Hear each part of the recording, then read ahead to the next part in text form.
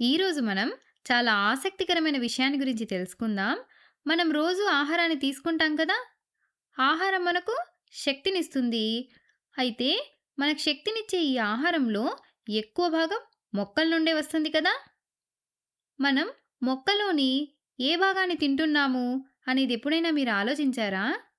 మనం కొన్ని మొక్కల వేర్లను తింటాం. కొన్నింటి కాండంను, మరికొన్నింటి విత్తనాలను లేదా పూలని తింటూ ఉంటాం కదా! అంటే మొక్కలోని రకరకాల భాగాలను మనం ఆహారంగా తీసుకుంటామన్నమాట.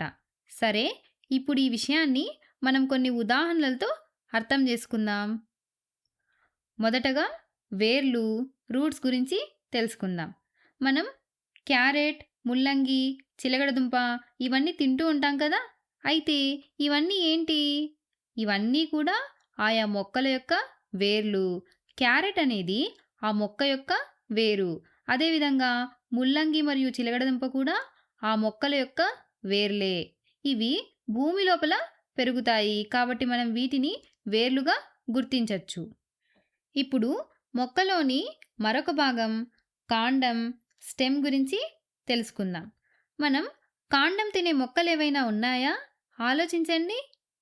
చెరుకు, బంగాళాదుంప, అల్లం, అరటిబోదె ఇవన్నీ కూడా మొక్కల యొక్క కాండాలే. మీకు ఆశ్చర్యంగా అనిపించొచ్చు. బంగాళాదుంప మరియు అల్లం భూమి లోపల ఉంటాయి కదా! మరి అవి వేర్లు కాదా? మీకని డౌట్ వచ్చిందా? కానీ సైన్స్ ప్రకారం బంగాళాదుంప మరియు అల్లం అనేవి వేర్లు కాదు. అవి భూగర్భ కాండాలు. ఇది చాలా ముఖ్యమైన విషయం. మీరు బాగా గుర్తుపెట్టుకోండి. ఈ బంగాళాదుంప మరియు అల్లం భూమి లోపల ఉన్నప్పటికీ నిర్మాణపరంగా ఇవి కాండం జాతికి చెందినవి. ఇప్పుడు మొక్కలలోని ఇంకొక భాగం ఆకులు, లీవ్స్ గురించి తెలుసుకుందాం. మీరు ఆకుకూరల్ని చాలా ఇష్టంగా తింటూ ఉంటారు కదా! కరివేపాకు, పాలకూర, మెంతికూర ఇవన్నీ కూడా మొక్కల యొక్క ఆకులే. ఇవి ఆరోగ్యానికి చాలా మంచివి. మొక్కలోని ఇంకొక భాగం పూలు, ఫ్లవర్స్. మనం పూలని కూడా ఆహారంగా తీసుకుంటామా? అవును. ఉదాహరణకు క్యాలీఫ్లవర్. పేరులోనే ఉంది కదా! ఫ్లవర్ అని. ఇది ఆ మొక్క యొక్క పువ్వు. అలాగే బ్రకోలీ, అరటి పువ్వు వీటిని కూడా మనం ఆహారంగా తీసుకుంటాం కదా!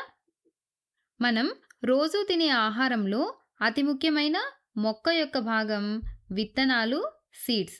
మనం ప్రతిరోజు తినే అన్నం అంటే బియ్యం, అలాగే చపాతీలు చేసుకునే గోధుమలు మరియు మొక్కజొన్న ఇవన్నీ ఏంటి? ఇవన్నీ కూడా ఆయా గడ్డి జాతి మొక్కల యొక్క విత్తనాలు. మన దేశంలో ప్రధాన ఆహారమంతా ఈ విత్తనాల నుండే వస్తుంది. ఇవే కాకుండా శనగలు, రాజ్మా, వేరుశనగ లాంటి పప్పు దినుసులు కూడా విత్తనాలే. వీటిని మనం రకరకాలుగా వండుకొని తింటాం. చివరగా మొక్కలోని ఇంకొక భాగం పండ్లు, ఫ్రూట్స్. మీకు ఫ్రూట్స్ అంటే ఇష్టమా? యాపిల్, మామిడి మరియు నారింజ ఇవన్నీ పండ్లని మనకు తెలుసు.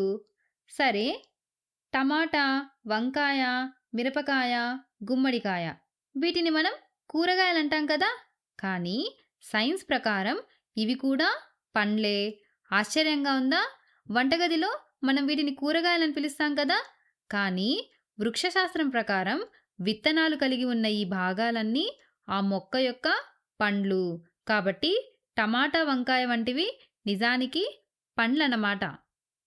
ఇవే కాకుండా మొలకెత్తిన విత్తనాలు అంటే స్ప్రౌట్స్ కూడా మనం తింటాం కదా!